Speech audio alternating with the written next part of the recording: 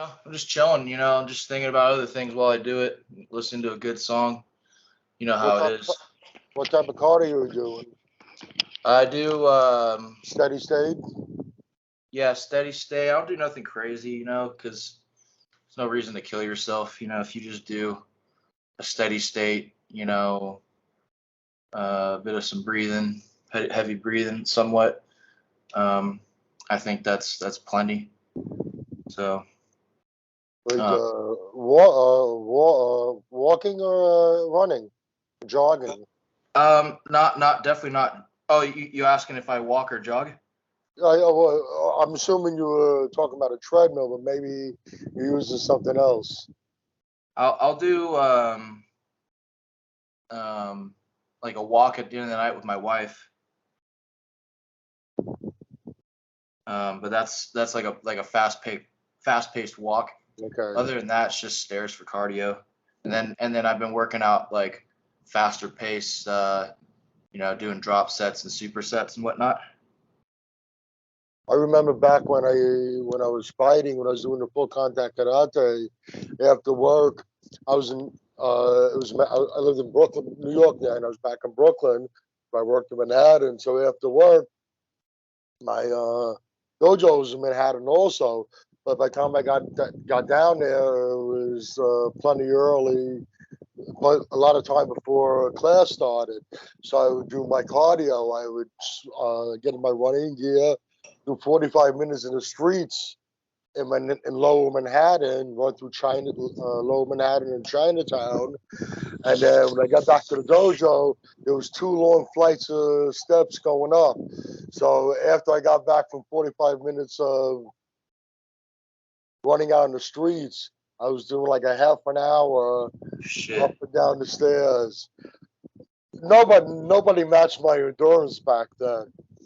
But I think my joints, my ankles, my knees, even my back took a lot of wear and tear from uh, that kind of training. Yeah, that's It kind of is, like I like when I do stairs, dude. People say stand up the whole way, don't lean on the stairwell thing, yeah, but like I'll go between like standing and leaning on it, but like I lean on it to be easy on my knees, because they're already taking a beating from leg days, and not that I'm training wrong. It's just how it is when you're at your optimal levels of everything. yeah. Your knees are gonna feel it. So yeah, I don't kill myself when it comes to the cardio. I just do a nice steady state, semi breathing hard kind of thing, and that's it. We missed our podcast last week.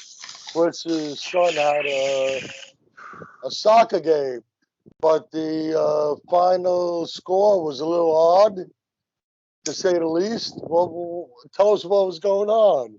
Well, we're watching the game, and you know it's like 7-0. They finally score one, and then we score another one, and then I noticed the scoreboard didn't change, and I was like, huh. I was like, did it not go in the net? I was like, I thought I saw the net move.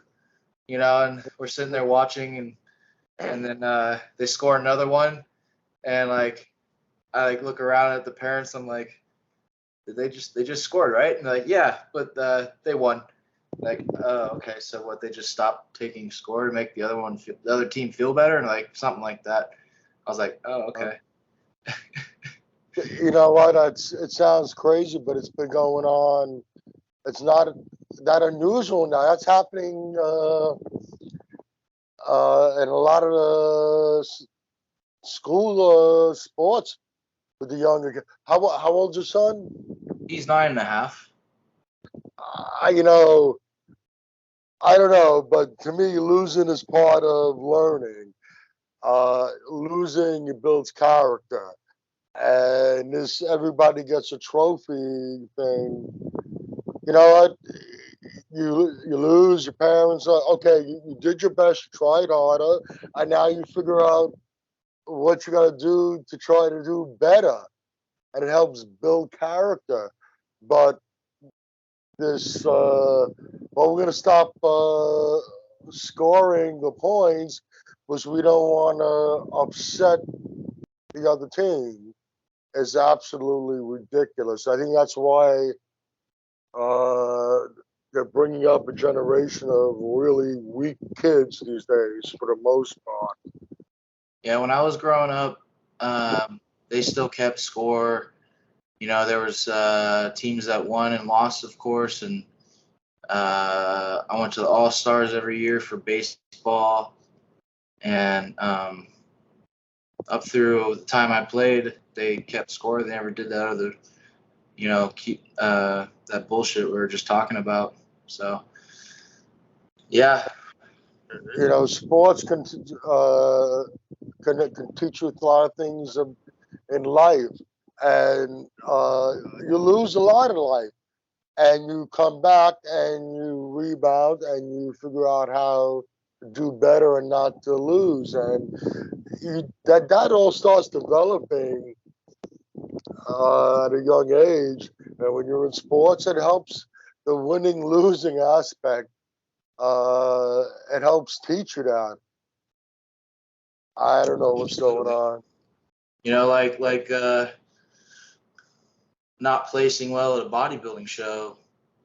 I mean, let's see, they didn't hand out, no, they didn't hand, no, they didn't hand out participation trophies all the time. I think sometimes they did. I can't remember. Well, Maybe when I first started competing, I think it was the first couple of years. No, the last couple of years, we started getting. Everyone got a participation medal. Well, basically, I don't know. You can look at it two different ways. It shows that you took part in this event, because it had the name of the show you were doing on it. It didn't say you declare you a winner of any sort.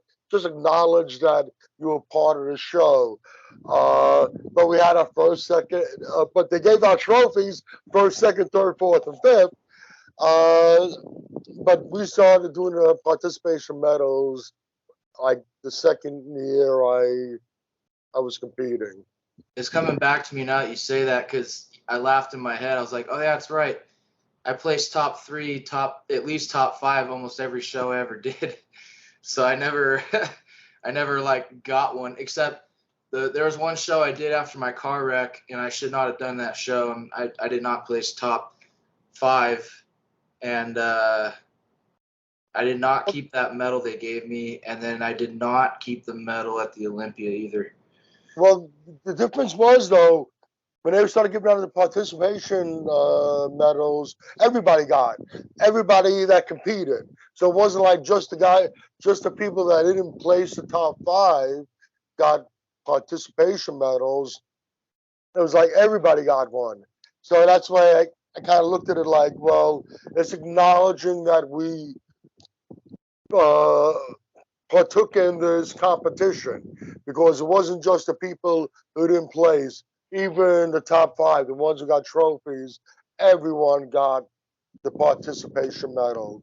It is what it is. Did you hear about what was going? The latest was going on with Red DOUCETTE and his turkesterone scandal. Last I knew, he had an excuse as to why it wasn't pure, or the ratios he said it was, and it was basically he was just passing the blame off to his supplier. Well, for people who don't know, turkesterone is basically a plant steroid. That's all it is. Oh. That kind of stuff started surfacing back in the 90s. We started seeing, I don't know if we were, how old were you back then? In the mid to late 90s. Mid to late 90s, I was, about 15, 14. Right. I started seeing those kind of products back then. And also I'm trying to get the pronunciation right, ecdysterones. They're insect steroids, insect sterols. Yeah. Those two types of products actually started coming out back then, and that's basically what uh, the turkesterone is one. It's a plant steroid, but he's pushing this product, and things we consume have labels on it, has ingredients on it for a few reasons. One thing could possibly be safety. Uh, you want to know if you're allergic to something, you want to know what's in a product. You're supposed to know what's in something you're consuming. Absolutely. And he's selling this product and he's pushing it as uh, helping muscle gains, this and that, and seems as though the product was tested and had virtually there was some, but the amount of turkesterone in it was insignificant. Not to go on too far of a tangent, but it just reminded me of something. You ever hear of raw orchic? It sounds familiar. It's like it's a glandular supplement where they What, get what, the what was it bulls supposed to do for? What was it supposed to help with? testosterone. It was Okay. glandular supplements are like kind of like a whole different way of getting a nutrient or getting shit into your body, and they even have like the pituitary gland of the cow. The bovine is usually the source. I hear there's a couple other sources out there, but that's where you can take liver tablets and whatnot. Well, what you get? They used to get. Where did they used to get the GH from? Was that dead bodies? Cadavers. Yeah. Cadavers. So yeah. So there's virtually none of this product in there. First thing, what do you think about this? You're selling a product. Uh, that's a whole nother topic also, whether it's his company or somebody else's. Let's get to the label now. You're pushing a product, and it's touted to have this ingredient as the main ingredient that's going to work its magic, and ingredient in it is virtually non-existent. What do you think? What do you think about this? I think that's some bullshit. You know, supplement companies already are kind of hard to trust. You hear about a lot of companies getting busted, like Muscle Tech. I remember, like probably like 8 to 10 years ago, they got busted for having chickpea powder in their whey protein. Yeah. There's a lot of scandals out there. So yeah, it kind of sucks that he didn't really care about what he was doing. He's using his reputation as a means of credibility. Now, did you hear his excuse me, his response to it? His response video? Did you hear what he was saying? Yeah, I watched it. I just remember thinking like he's really good at dancing around the whole subject and just kind of shift and blame elsewhere. Well, what happened was he was. I mentioned the ectosterones, the insect steroids. There's in the product, the testing showed that there was uh, numerous times the recommended dosage for that uh, substance. So that must be doing the work because it's in such high dosage. This other compound. So even though there's very little turkesterone in there, and a product is named after it, it's okay because the other product in there, which is in a really high dosage, is working, so you're getting results. I'm listening to this, I'm saying, Are you for fucking real? I can't believe he's actually justifying it the way he's justifying it. Yeah, I know. Yeah, I remember that in the video. I was like, like I said, he's dancing around and the whole subject of it not being what it states it is. So it's funny how people rationalize something to their benefit or to win their argument. You know.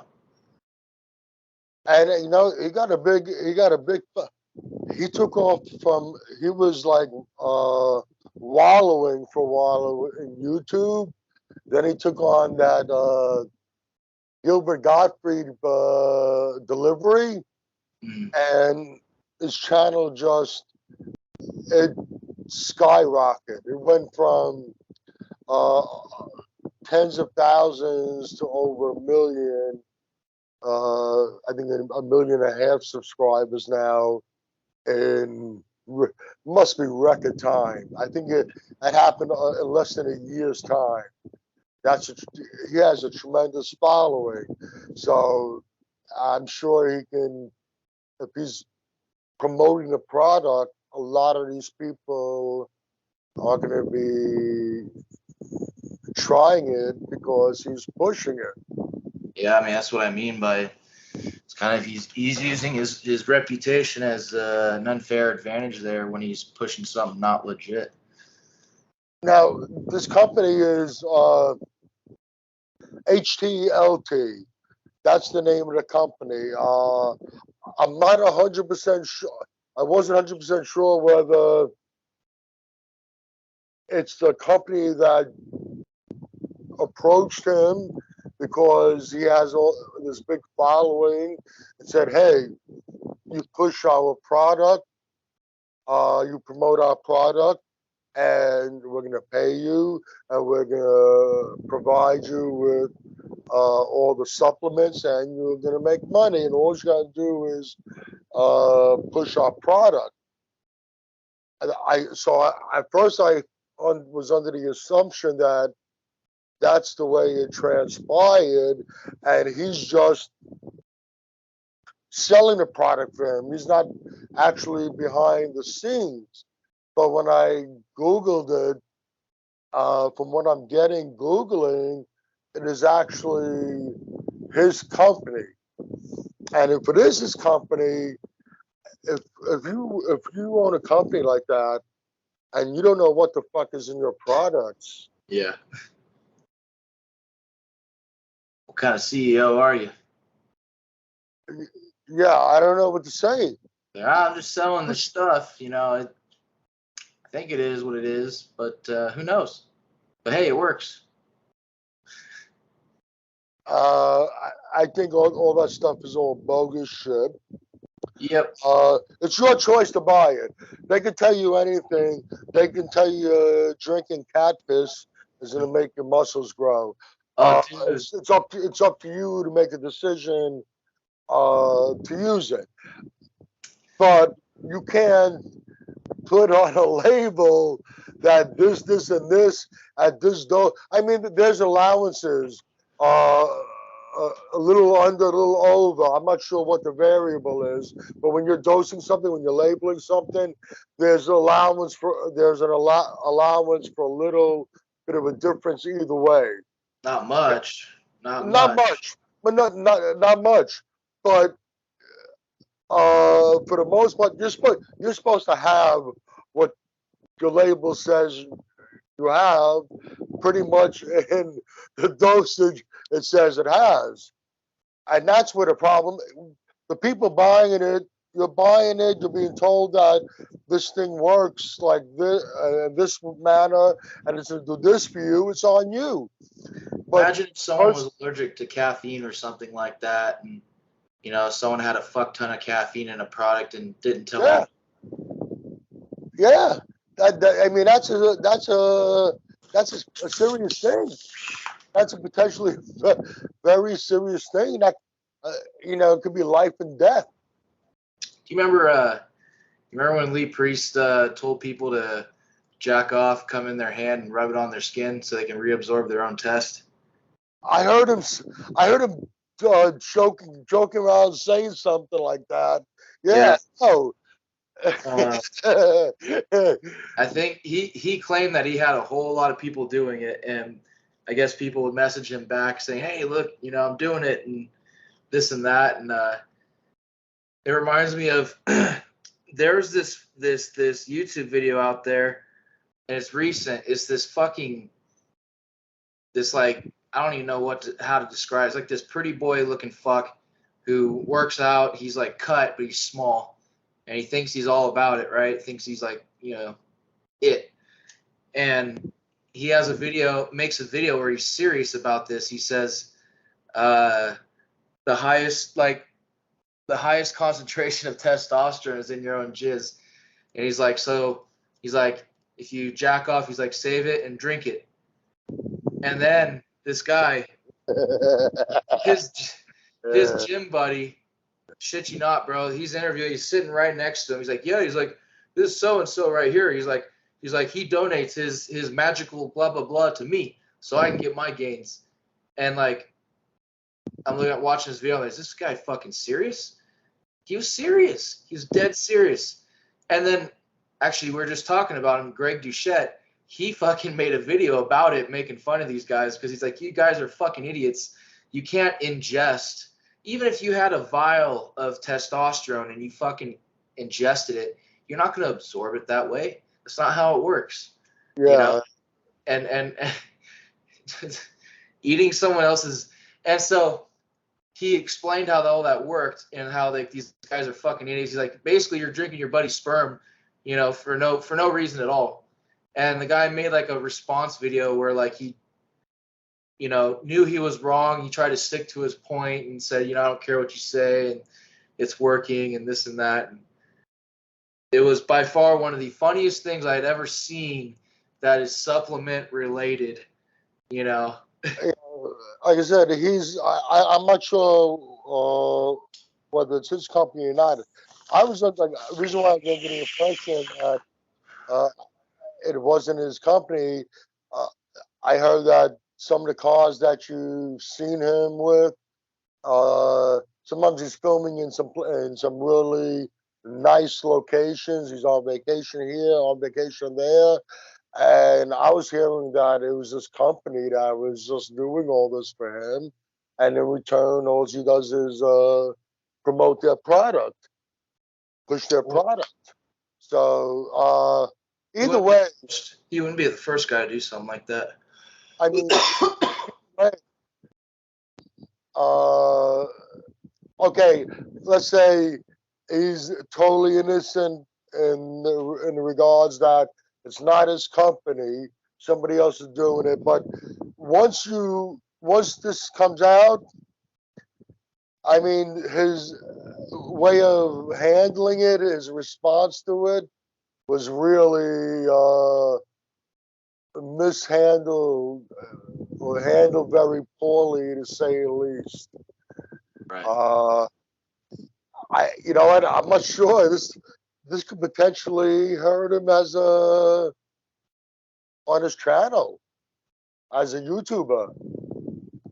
People seeing him, people that start seeing him. There were a few guys that shot up to the top with the YouTube in regards to their channel, and then they got a little too big for themselves. They made some mistakes along the way, and the people lost interest in them. One of them, Louis Marco, remember him? Yep. Yeah, he was really big. Yeah, I think I still follow him.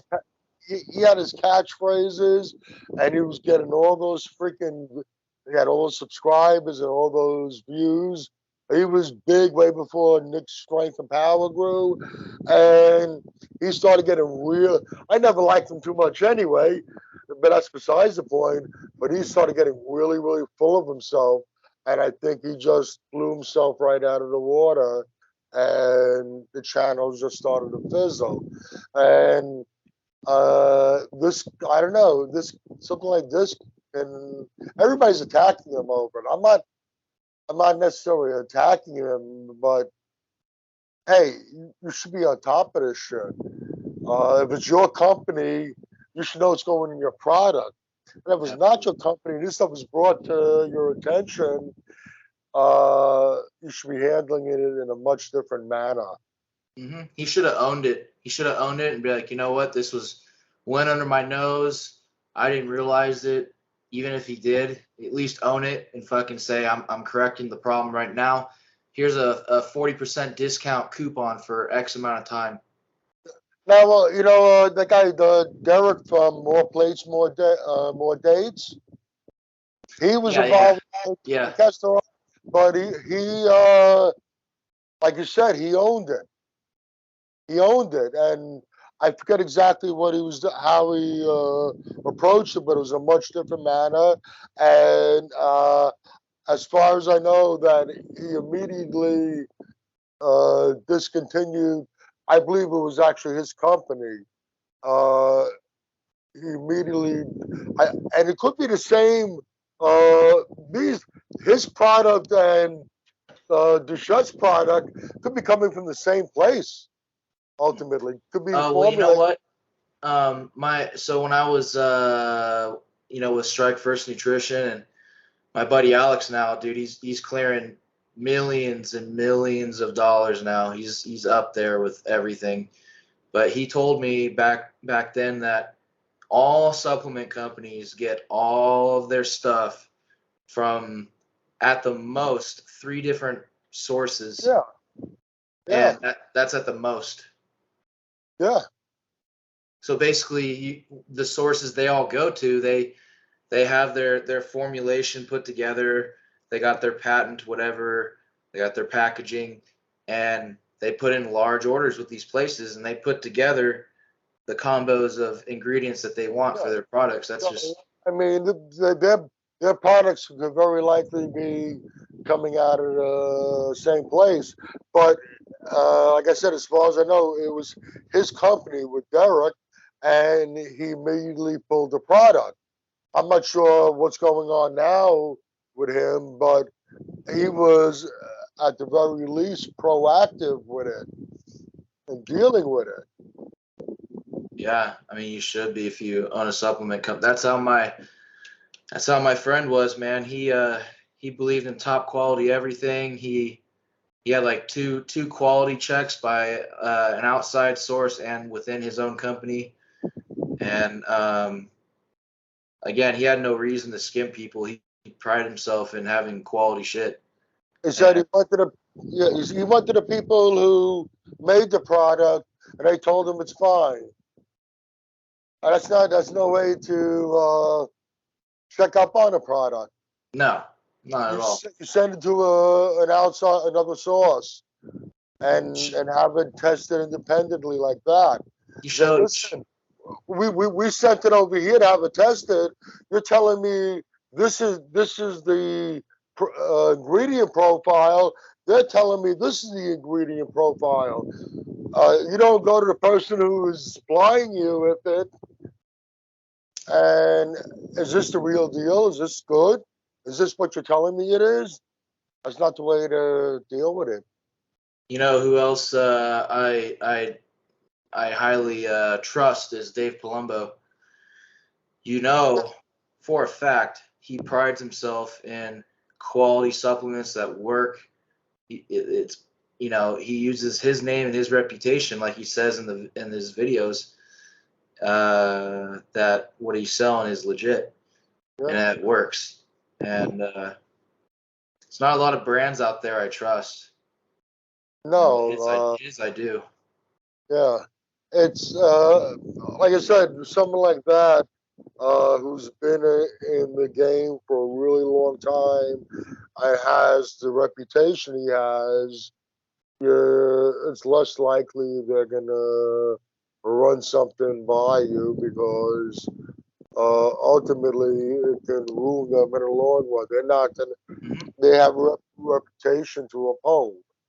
Once you lose credibility in some sort of way, it's really hard to gain it back with people, I think. I'm one of those people. Like if someone crosses me once, I don't forget about that. Now, we move on. He crossed me again, and that's almost it. It's like three I, strikes. I try to give people the benefit of the doubt. I try to like put myself in other people's shoes, be empathetic. So usually by strike three with something that's like a no, then I just X people from my circle.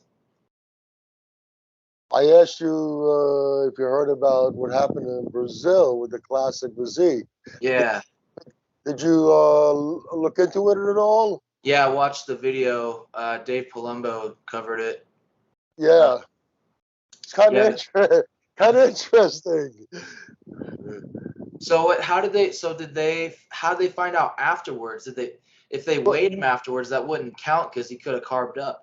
no, what happened is it's Horse MD. That's his social media moniker, Horse MD. Uh, Marcellus, Marcelo DeAngelis, something like that. I'm sorry, don't take no offense.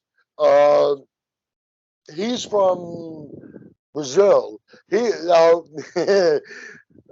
I don't know which video you watched with Dave, but he turned pro as open bodybuilder. He decided to go the classic route, but he was he would be a certain height, so you have to make a certain weight.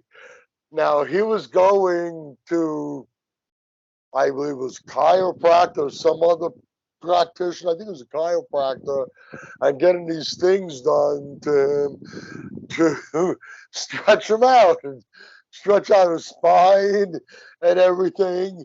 And he was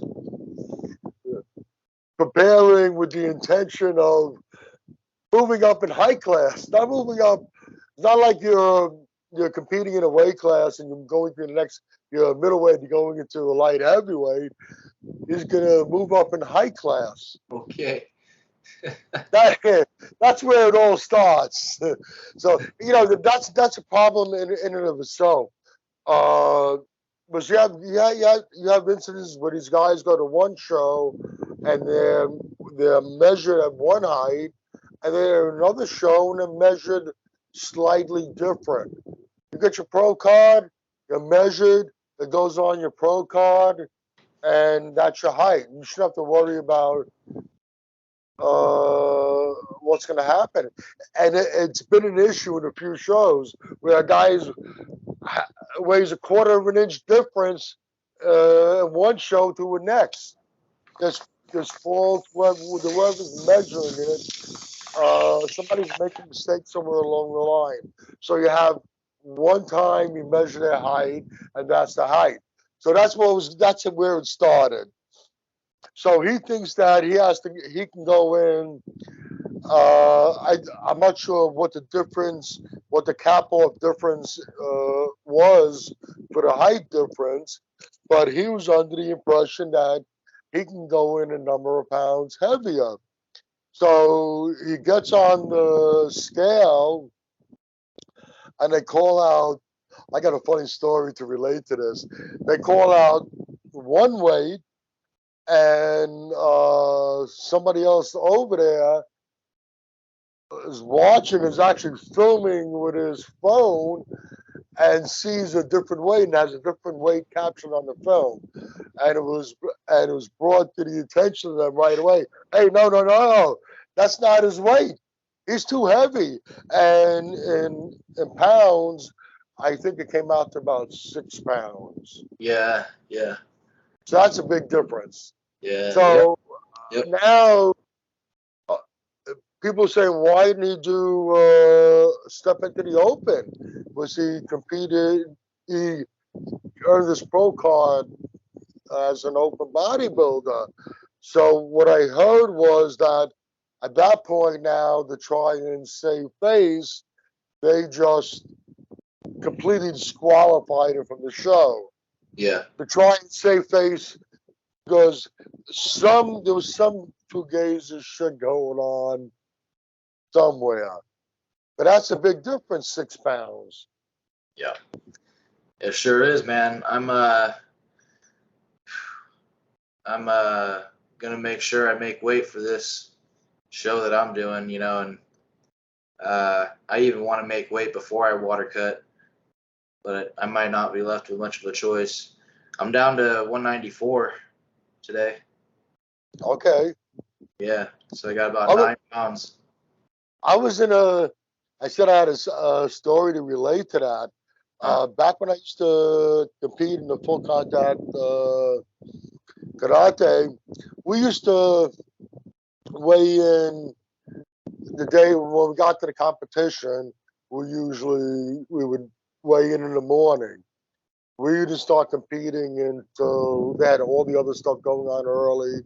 We didn't do our competition until after 6, but we weigh in the morning. So now you got time to eat and carb up, get your energy back, and to go out and you're strong, full of energy when you're ready to fight. One year we were doing the show in a different location also. They decided they're going to do for the people. We had a lot of competitors coming from other countries, so to make it convenient for some people, they were to have, if you were available to go to the dojo. Now, my instructor is the head of the whole worldwide organization. I got to the dojo. We were to weigh in on Saturday early afternoon, and the competition wasn't until Sunday. So, all right, I live here. I practically live in a fucking dojo. So I weigh in. I just make the weight. I go out. I had 2 nice meals that day. Got up the next morning. I had breakfast. I had a nice, good and filling breakfast. Got on a train to go up to the Westchester County Civic Center. Before I got on the train, got myself a McDonald's big breakfast. So I'm feeling good. I got all my energy back, and I don't know what I weighed, but I wasn't making the weight.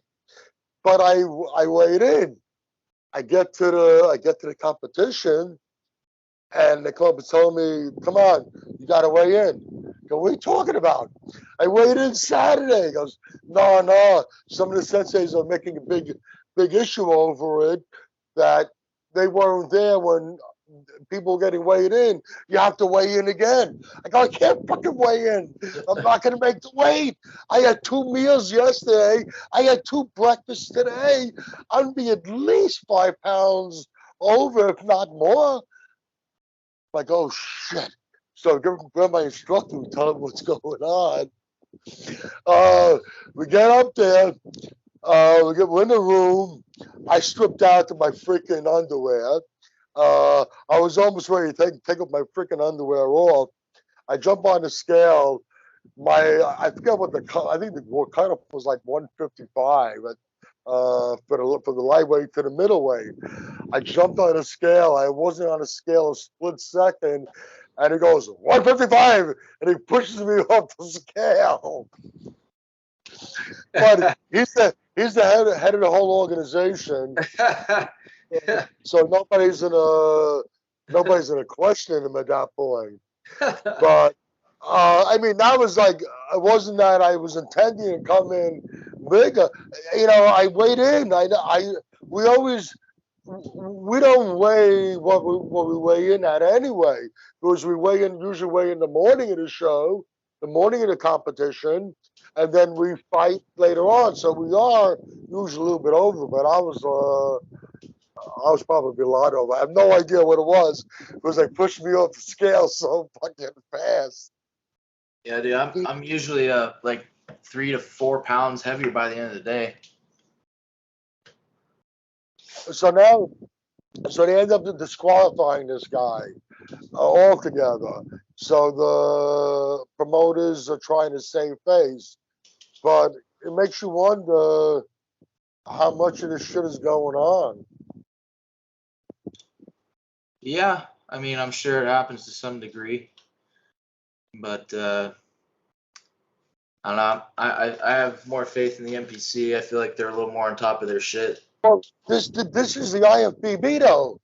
This is the IFBB. Mm. It was an IFBB show. It was an Olympia qualifier. So I don't know. Tamer El Gundy, I think that's how you pronounce his name. He was the promoter of the show, and he was the one that was involved with this. And he's involved with quite a few productions, and he's also part of the Olympia production. Tamer Al Gundy, I think it is, and he's also part of the Olympia production. So, you know, it makes you wonder what's how much of this is going on. Yeah, Is it an isolated incident, or is it happening and we're not picking up on it? I don't know. I could just say I hope people do that, fill that role with integrity. Whoever's taking weight. Well, do you know the procedure? Is everybody weighing in at the same time at the same location? I mean, we never weighed in at the for the naturals.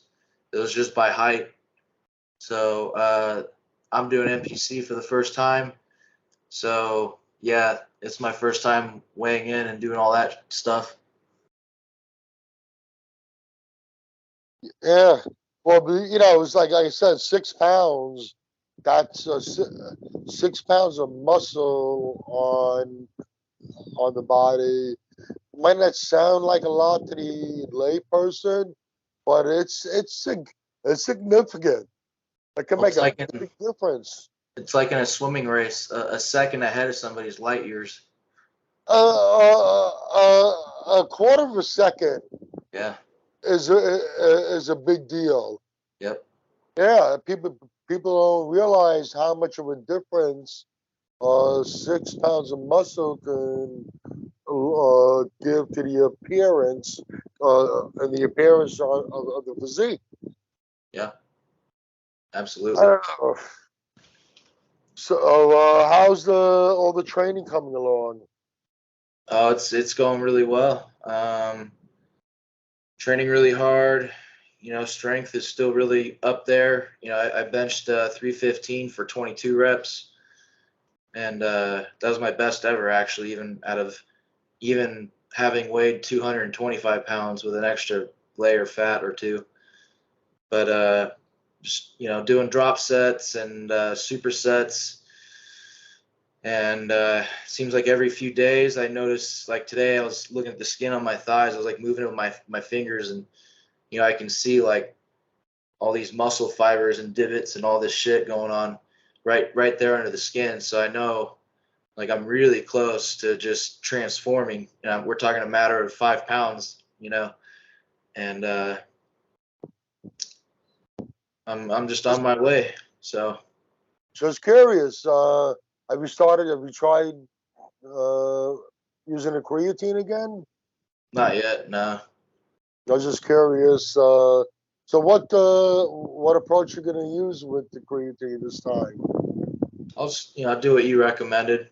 Yeah. Have it in a warm liquid of some sort and do about 20 to 30 grams a day. Yeah, just do it constantly. Let me tell you something. Maybe I'm some people are hyper responders. Maybe I just responded very well, but I'll tell you, when I first started using creatine back when, after a couple of months, my father came up to me and said to me, "Are you using steroids?" I said, "No, Dad, not at all. No, I'm using." I tried to explain to him what it was. I I might have gotten initially better results than the average person. Maybe I was a better responder, but for the most part, almost everybody I know, everybody that I can't think of anybody that I know that used it that didn't get results in some form or another from it. See what happens when you try that protocol. Yeah. You Yeah. won't know until you try. I'm optimistic, after hearing your spiel about it. So it's been years since I've taken any. So Yeah, like I said, Bill Phillips himself, way back when, even said that he personally recommended that people take consistently 20 grams a day minimum. So his product, the label of his product said differently. And I assume that part of that with the labeling has to do with legal issues and safety issues. always.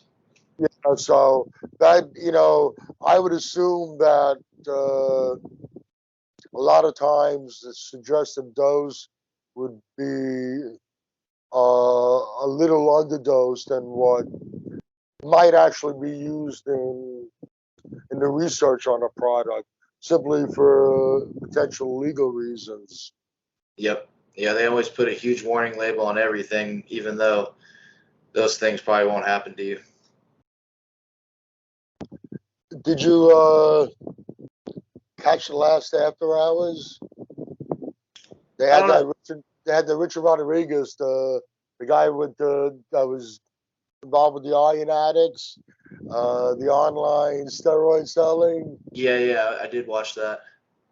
You hear what he was saying about Mike Rashid? He mentioned his name, but I don't remember what he said about him. Yeah. He wasn't too kind about him. I guess he was one of them that one of the people that threw him under the bus.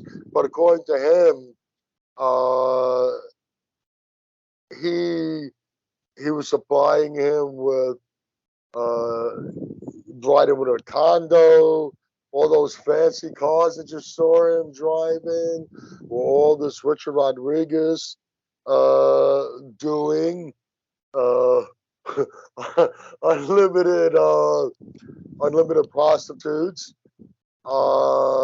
He made some claims about him with some underage women. Made him out to be not such a nice person. And this guy Not got a surprising anymore. yeah, he got a major following. Uh, the picture he painted wasn't too pretty. Yeah, I don't know. It just seems like more times than not these days, people end up being scumbags. Yeah, he said he went to him to use him. He said he was willing to pay him that kind of money, provide him with what he was providing with, because when he did this iron addicts thing, when he wanted to uh, push the gym and everything, because of Mike Rashid's following, which is very big, and well, this guy Rich Rodriguez is a very savvy business guy. This guy, Sounds like it. he could have made millions of dollars doing it the legal way. So he was willing to provide him with all these things because in turn his following, the turnover was so profitable that it was worth it. But he basically said that everything you saw around Mike Rashid was, for the most part, an illusion, really, because it was provided to him by this Richard Rodriguez. Yeah, well, what's that mean for Rashid? I don't know. I mean, this a lot. He has a big following, and he's been strong for a while. He's this could def.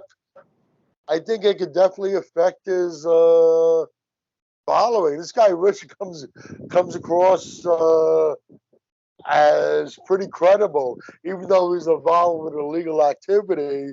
What he's saying is coming across as very credible. Like Greg Doucette. You're out there, you're scamming the people. If it comes out that you're scamming in one form or another, and it's believable, it's going to have an impact on you.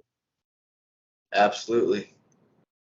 Yeah, I don't know about other people, man, but I pride myself in acting with integrity and doing the right thing. You know, I don't like, I always make sure like self-preservation's a thing, of course. You know, we all gotta make sure we survive in any scenario, but you know, I'm not greedy about stuff, and I make sure like things are right. You know, I don't understand why more people don't have a sense of pride in doing things like that, you know. Uh, just a shame, really. I don't know. You know, I got a feeling though these guys are going to feel the impact. You know what I found interesting also? He's involved with Mark Lobliner. You know who Mark Lobliner is, right? No. Uh, Tiger Fitness. Oh He's yeah, yeah. Boom. yeah. They're partners in this company Ambrosia. It's a line of supplements, and I find it interesting when Mark Lobliner talks about Mike Rashid. He puts him on such a pedestal, and from this other guy, Richard Rodriguez, we're hearing such uh, an opposing point of view. Sounds like they're all connected, bunch of them. And you know, I kind of like. I always like this Rich Rodriguez. He didn't. What he said was something to the effect that similar to what uh, Greg Doucette is doing uh, is being done with these ambrosia products. Something that he's scamming them in some form or not some form or another. Well, And you know, now you got it's all these big YouTube influencers. I don't know. You don't know who to trust anymore these days. I do. That's why I keep my circle small. Yeah. You know, and like anything, my supplements, like I only get a few different vendors and stuff, and you know, I work for Whole Foods, and so I already know any supplement that makes it to those shelves has been through so many checks and balances and stuff. So I get a lot of stuff there at cost, and then I do Dave Palumbo supplements, BC Nutrition, and a couple other various things I'll buy out there, you know. But you got to be selective about your supplements. Well, yeah, you got to remember also they're supplements. Yeah, They supplement things. It doesn't replace hard training, and it doesn't replace good eating. It supplements it. yeah, it's just like PEDs, man. It's a supplement to your whole lifestyle and what you're doing. Yeah, people look to them as the savior. This is what's gonna do it for me. No, it's first hard work, good rest, proper nutrition, and then when all those things are in place, uh, the supplements just enhance what.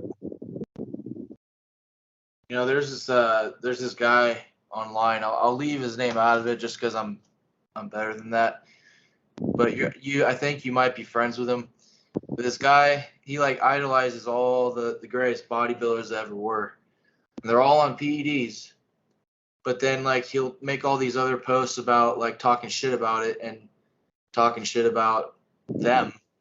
You know, it's like he makes one post idolizing them, then he makes another post talking shit about they wouldn't be here if it wasn't for the PEDs, you know, and he'll show like a picture of them from their fucking teens, you know, and then a picture of them when they're like 40, fully developed on PEDs, and like saying he wouldn't have got here, you know, if it wasn't for that. It's just like, shut the fuck up, man. You know, people like people have never done anything like that. They think it's magical and like it's gonna fucking just overnight you're just gonna fucking grow, and it just pisses me off, the ignorance in people, especially the you know, nothing against the natty crowd because I once was, but like there's just so much pride in it that's just unnecessary. And I just want to say, like, who gives a shit if someone does fucking PEDs, you know? Who cares? Well, no, let me tell you something. You could do exactly what Ronnie Coleman did. You can train just like him. Yeah, You can eat just like him. You can talk to him personally, and he can personally give you his cycle, and you can do exactly what he was doing. That doesn't mean you're going to end up looking like Ronnie Coleman. no, not at all. The, You know, the, they're just it's playing. with any. You could. Let me tell you something. You can practice basketball all you want, 24 hours a fucking day, and you're not going to be another Michael Jordan. Yeah, exactly. It And doesn't work like. yeah, and so and then you got the crowd of people who do use PEDs who abuse it because they think the more they take, the more they're gonna grow and the bigger they're gonna get and they're gonna fucking be remembered forever. But it's like, nah. I think if you have any sort of potential, you're gonna know right away. Like when you're natural, you're gonna know only when you take a little bit of PEDs, like how it should be done. And but if you don't have it, you don't have it. That's how bodybuilding works. If you don't have the genetics, you don't fucking have it. So accept that and just be the best you can be without fucking up your health. Everyone that's all the pros, they're genetically inclined towards bodybuilding. Yeah. Some of them, some of them, their genetics are better than the others, but they're all genetically inclined for bodybuilding. Yep. Well, that's what happens. The kid sees it in a magazine, or now he sees it on YouTube. This bodybuilder, oh, he gets fascinated. He wants to be a bodybuilder. What is it? What do they do to become a bodybuilder? Oh, take steroids and go to the gym. So the first thing they do is load up on their gear and they start going to the gym, and they think that that's what it's all about, and they forget about everything else. It's just like you said, it's a supplement. Yeah, I trained for 27 years naturally until I touched anything. I mean, it's you have to do everything. You have to do everything else right first, and then you use a supplement. And even with supplements, you're only going to go so far depending on your genetics, and that's what it comes down to. Mm-hmm. So I'm going to try to wrap it. What is your final thought with this Greg Doucette thing? Well, Is it going to hurt him or not? final thought is I wish he would own it. He still has time to do that to redeem himself, but hey, he's just another guy out there doing the same thing others do to scam people in the supplement industry if he doesn't own it. And shame on you, you know. Now something that hits closer to home for you. What I brought up about the Brazil show, the controversy over there with the weigh-in. You're Mhm. competing. See if you were well, you're amateur, so if you weren't competing in the classic physique, there's still a weight to make. But the variance from one height from this height to that height in weight is very small. What's your thoughts on this now? Are you worried that some of these guys might be getting through, and the height and the weight doesn't match what it's supposed to be for the height? Is that a worry for you? I'm not worried because I'm going to be that good. All right, that's the kind of answer I like to hear.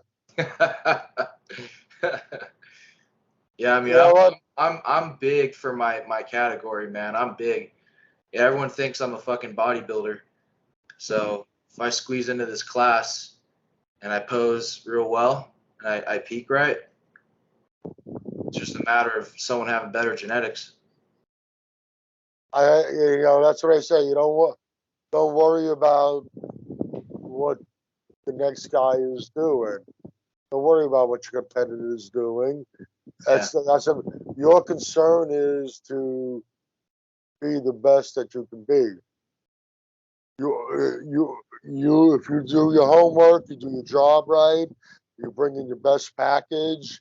Wherever the chips fall, they're gonna fall. So worrying about what the other guy is doing is not going to help you out anyway. It can even be a detriment, but it can weigh negatively on you. They're all going to be worried about me, man. You'll see. When we're backstage, everyone's going to be worried. There's this guy right now. He goes to my gym. He owns a clothing company, and he talks to center podium, whoever the chairman of center podium is, and he was telling me just today at the gym. He's like, man, he's like, I really like how you haven't made any posts like regarding the Legion that you're doing.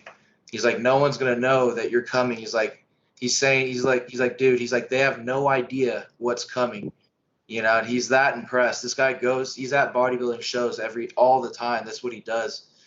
And he's like, I'm gonna be backstage just for you, man. He's like, I'm bringing special tequila before you go out on stage. Like, he's like, I'm gonna have some other goodies for you.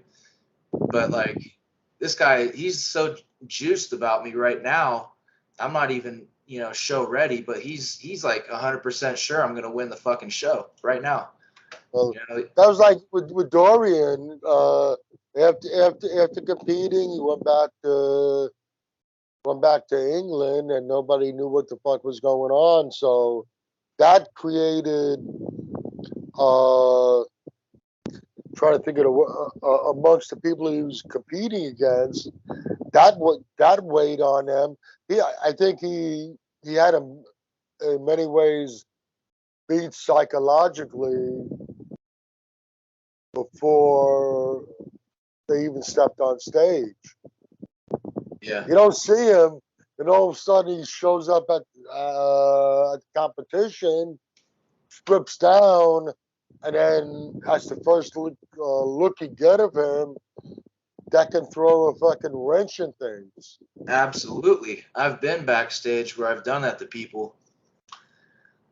And then that effect that it has on you psychologically in a period of time when that event takes place, doing step on stage, your body can change dramatically. If you feel, I'm usually the guy who's helping everyone backstage. Like, I'm always helping. I share like food I bring if I have to, but one of my friends, he's much older. He was kind of a coach, mentor to me too. And he said like he would fuck with people, and he'd pick like the guy he thinks is closest to him, and he'd buddy up with him backstage or whatever, and then he'd fuck with him and be like, "You feeling all right, man? Okay, all right." Like he'd check in with him, like, and like he was concerned, and just to fuck with their head, just a little bit. And I don't know if it worked or not, but it's kind of like Arnold, like he would, if you get in people's heads, they're probably going to believe that they're not going to win, Yeah, and that could actually change the look of the body. Yeah, absolutely. It creates your cortisol levels can start going through the fucking roof, Mhm. which you get into a fucking panic, and the cortisol levels start to rise, and it can definitely have a negative impact on the way you look. Yeah, absolutely. So you're not going to the show for anything less than you're going there to win. You're not going there for second place. Of course, I'm going in the win, bro. Well, that's I did a video about that about a week ago. I did Yeah. one previously also covering the same thing. If you go to a competition for anything less than a win, you're going to lose. Yep. You're showing up to lose. Yeah. You should be showing up with the attitude that you're there to win. What the fuck are you wasting your time with your training? The dieting is not fun. The dieting is not fun at all. The sacrifices you gotta, if you want to do it right, the sacrifices that you make. What the fuck are you going through all that shit if you're not expecting to win? Yeah. I think I remind myself I've been training for about 30 years and it's been my life, and not a fad, not because other people do it. It's something legit that I have always done. And that's what I'm going to show them on stage. I'm going to show them what I've been working on for the last 30 years.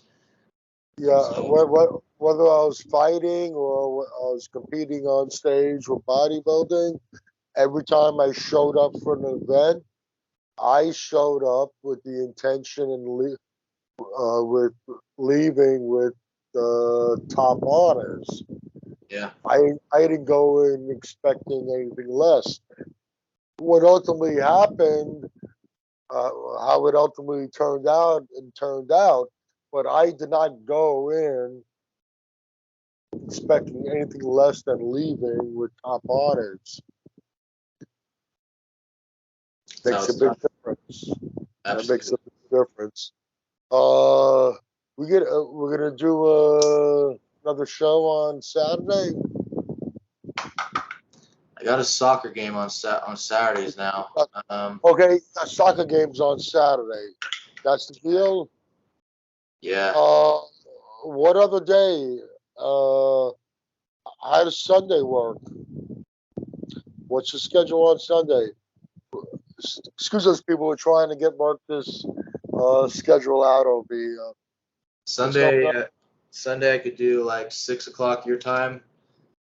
I might be a little late. Maybe it's just like a day like today. Since I got to do a half-hour cardio, it really cuts things close now. All right, we'll try to work on it. Sorry.